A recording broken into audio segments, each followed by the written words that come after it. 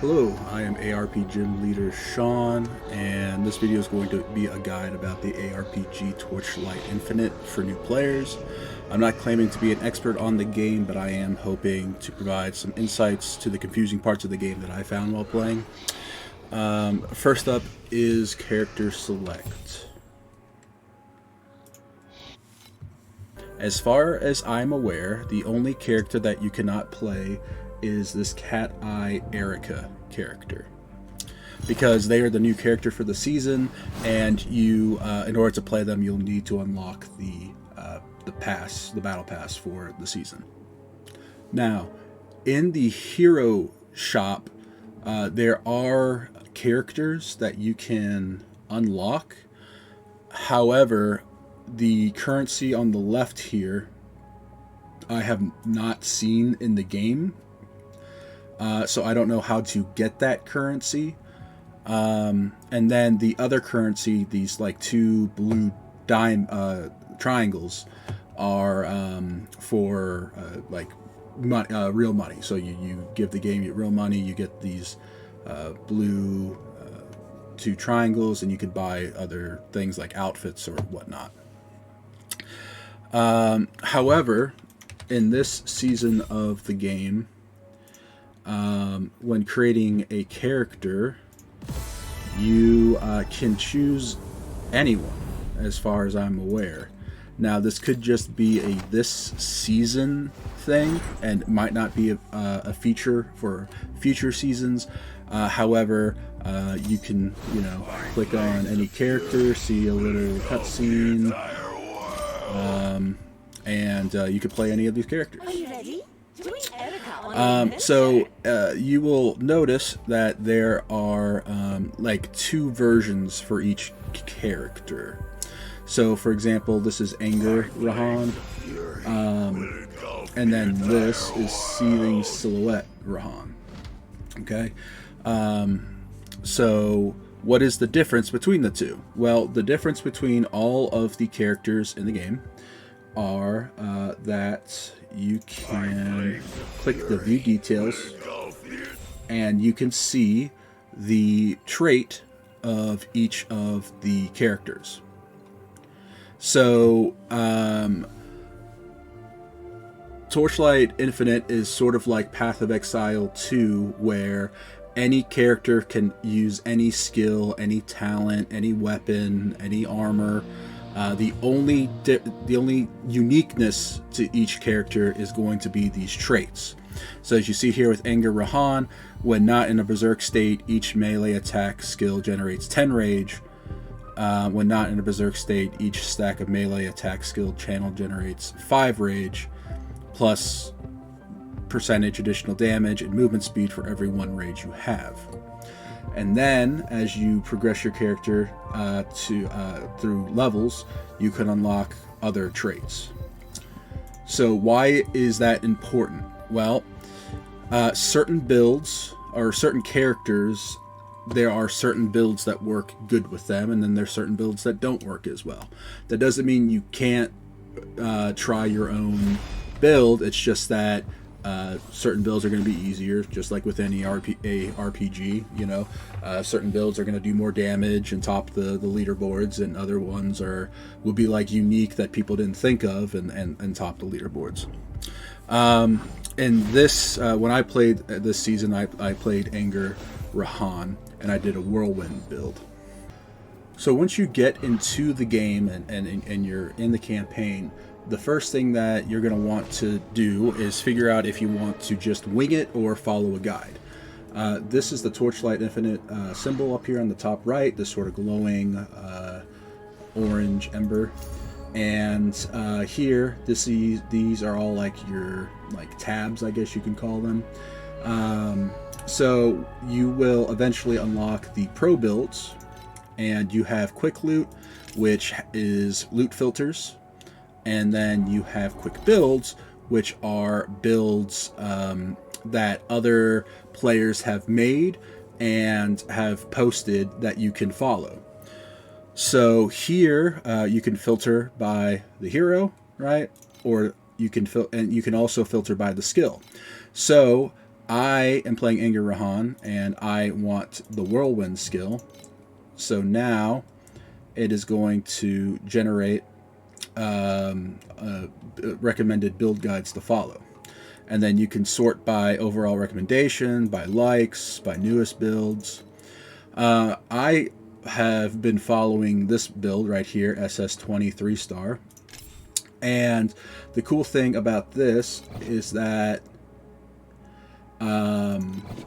you can click the star here on the top right, which will add the build to your collection.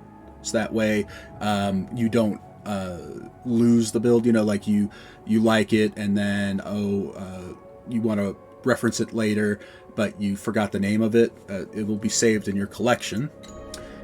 And then also you can click down here, this yellow bar, it will say apply for you, and you can apply the build. And what does that do? Well, the cool thing about that is that while you're playing the game and then you're unlocking talents and such, you will see these stars, okay? And the stars basically are just telling you what skills to unlock, okay, to follow the build that you're using. There are a lot of sources of player power in this game, and if you're ever confused on like what you should be doing, again, all you have to do is go to your pro builds, and you can go to overview, and you can look at the gear, you can look at the skills, you can look at the passive skills, you can look at the hero traits, the packs, the talents, everything, okay? So you could just reference that. There is one other tab that you can look at called Hero Ranking, and Hero Ranking is basically just a leaderboard. So what you can do is you click, for me, I'm Anger Rahan, right? And so these are the top builds of the season for Anger Rahan. So the only issue with following one of these builds instead of the pro build is that some of these builds will intentionally, like this one, right, has no gear, right? So you don't obviously want to follow this build because there's nothing to follow.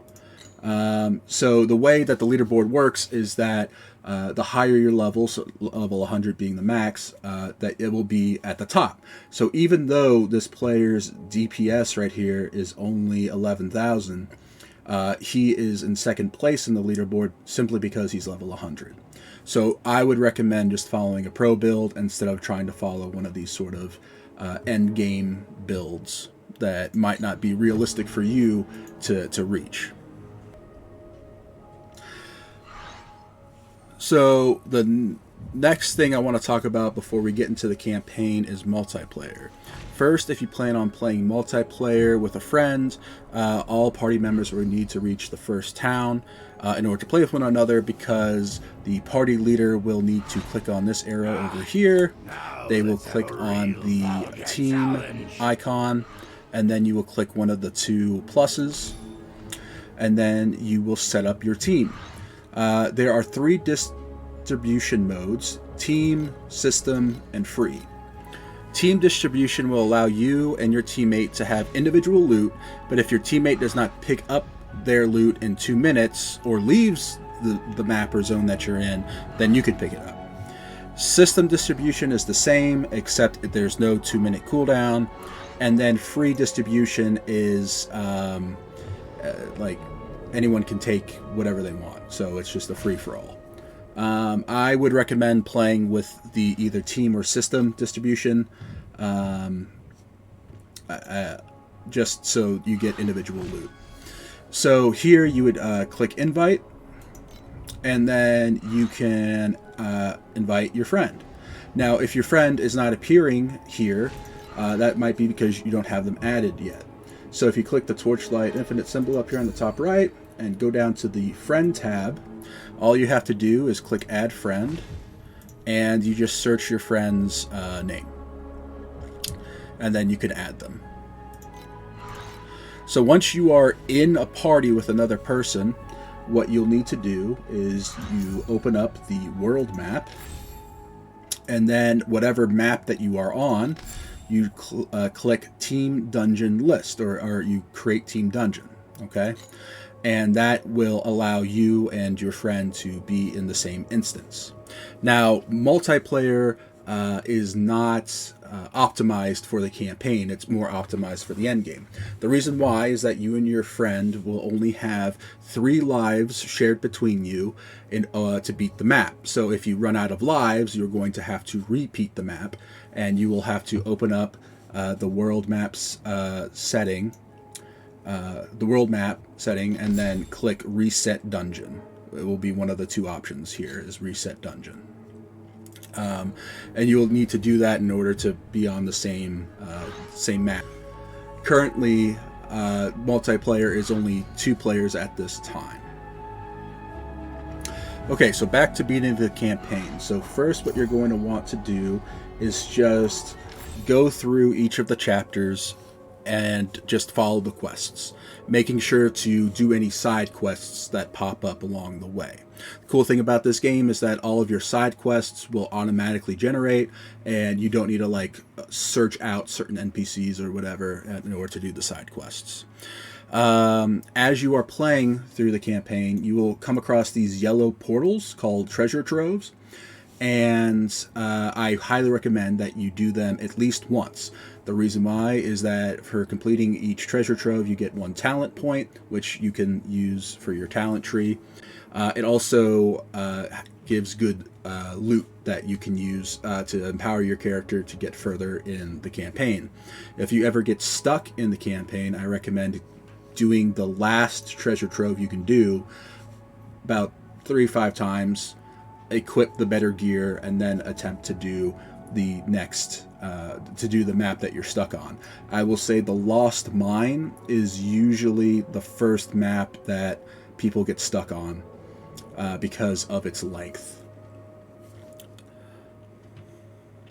During the campaign, you will come across the seasonal activity, which is Vorax this season. You will come across this NPC right here called the Mad Dr. Shelley, and it will be like a purple quest indicator.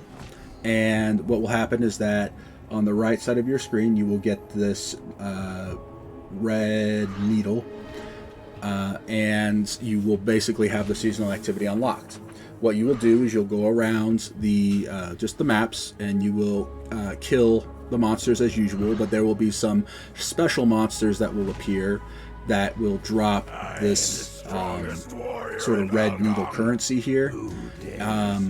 And once you get at least 12 of the red needle currencies, you can click on it, and you can start the seasonal activity. You just click Start.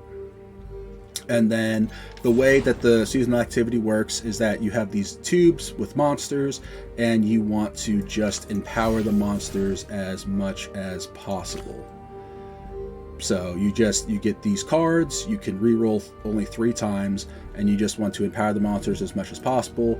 Once you have 13 rounds, once the 13 rounds are up, you go fight the monsters, and if you manage to defeat them, you get some pretty good loot. So the max amount of resources that you can have at a time is 48, so make sure that you are occasionally doing the seasonal activity so you don't cap out on your resource there. So once you complete all 3 chapters of the campaign, you unlock the end game, which is called the Netherrealm, which is right here. And the way it works is you have these 5 maps, and then the Realm Lord. So you will start on time mark 1, and you will work your way all the way up to deep space. So you will just do the maps, just follow basically the quest guide that it tells you, and you will slowly work your way through the end game.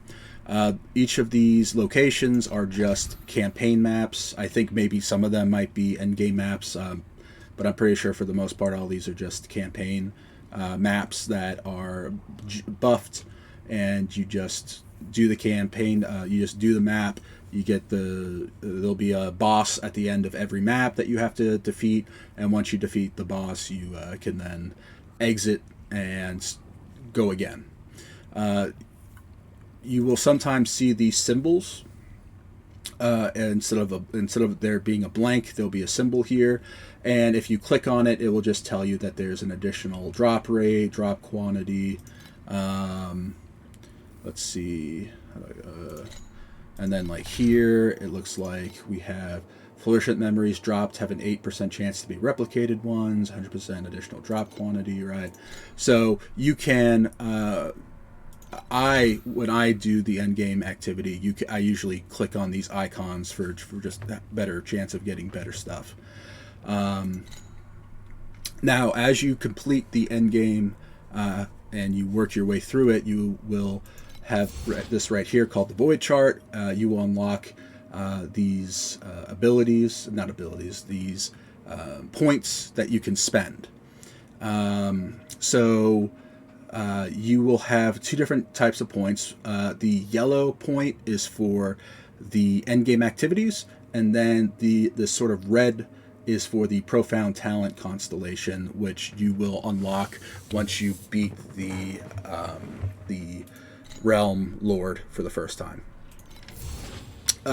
So each of these different icons are endgame activities. In the middle, on the left-hand side, these are different sort of resource gathering nodes. So, for example, this compass right here, if you were to put points in this compass tree, you would, right here, for example, get additional compass drop quantity, right? Here, in other realm stages, compasses dropped are more likely to be this specific endgame type of compass. So, you just choose which type of endgame activity you'd like to pursue, and just do that activity. Each endgame activity provides different resources, so you just pick whatever you are trying to work towards. If you want a suggestion, I suggest here the Sandlord Talent Constellation.